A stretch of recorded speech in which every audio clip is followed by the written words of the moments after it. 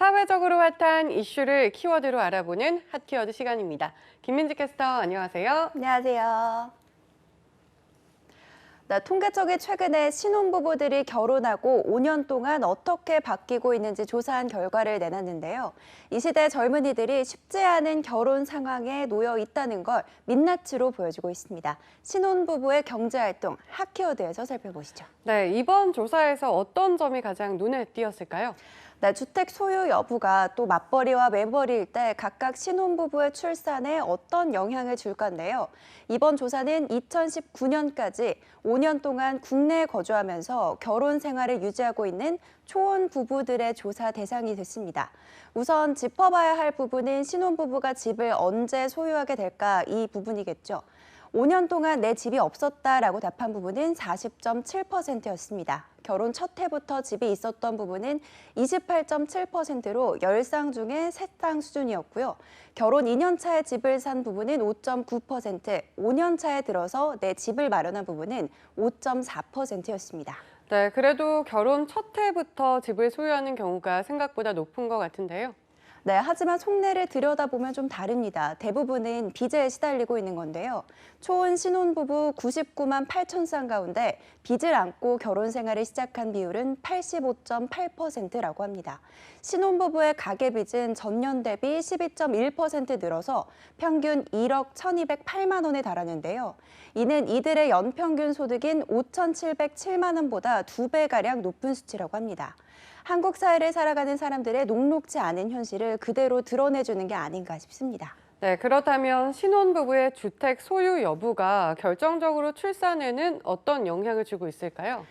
부부들의 경제 활동을 제외하고 주택 소유 여부만 놓고 봤을 때 5년간 주택을 가진 부부의 평균 자녀 수는 1.16명이었는데요. 5년간 내 집이 없던 부부의 경우 평균 자녀 수가 1.13명으로 내려갔습니다. 특히 결혼 초기에는 집이 없던 부부가 아이를 좀 더 많이 낳았는데요. 이게 2년째부터는 집이 있는 부부가 역전을 시켜서 아이를 더 많이 낳고 있었습니다. 또 결혼하고 1년까지는 집이 없더라도 그 뒤에 집을 구했다면 평균 자녀 수가 1.19, 1.18명으로 꽤 많이 상승했다는 걸 알 수 있었습니다. 네, 쉽게 말해 전세나 월세로 사는 부부들보다는 이사 다닐 걱정이 적은 집이 있는 부부들이 자녀를 낳는 데 부담을 덜 느낀다는 거군요. 집을 구매해서 안정적으로 사는 부부들이 자녀를 낳고 키우는데 부담을 훨씬 덜 느끼고 있었다라고 해석될 수밖에 없는 거죠. 네, 이렇게 다 같이 출발을 했는데 맞벌이와 외벌이 비율은 이후에 어떻게 달라졌는지 궁금한데요. 맞벌이와 외벌이 비율을 보면 결혼할 때 부부 둘 다 경제활동을 하다가 5년 동안 그대로 맞벌이를 유지하는 경우가 4쌍 중 1쌍으로 가장 많았습니다. 결혼 1년 차에는 맞벌이 부부의 비중이 51.6%로 절반을 넘었는데요. 3년 차부터는 외벌이 부부 49.2%, 맞벌이 부부 43.9%로 외벌이 부부가 맞벌이 부부를 앞질렀습니다. 그럼 맞벌이와 외벌이 중 누가 더 자녀를 많이 낳을까요? 네, 아무래도 경제적으로는 맞벌이 부부가 나을 테지만 또 현실적으로는 육아를 하는데 외벌이 부부가 더 유리한 부분이 있는데 어떠했나요? 외벌이 부부의 평균 자녀 수는 1.27명이지만 맞벌이 부부는 1.12명밖에 안 됐습니다. 우리나라에서는 아직 일과 양육을 병행하기가 힘들고 그렇다 보니 맞벌이 부부들은 육아에 부담을 느껴서 아이를 낳는 걸 망설이는 걸로 보이는데요.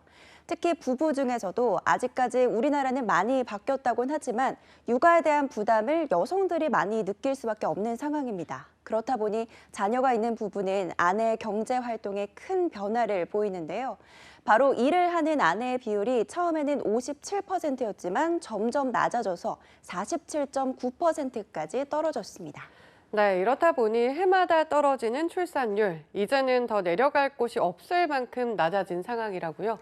맞습니다. 지난해 우리나라 출생아 수는 역대 최저인 27만 2천 명이었는데 사망자 수보다 3만 3천 명이 적어서 사상 최초로 인구 자연 감소가 발생했을 정도입니다. 특히 여성 한 명이 평생 낳을 걸로 예상이 되는 출생아 수인 합계 출산율은 0.84명까지 떨어졌습니다. OECD 회원국 평균의 1.63명이 반토막 수준이 난 건데요. OECD에서 우리나라가 최하위로 압도적 꼴찌라고 합니다.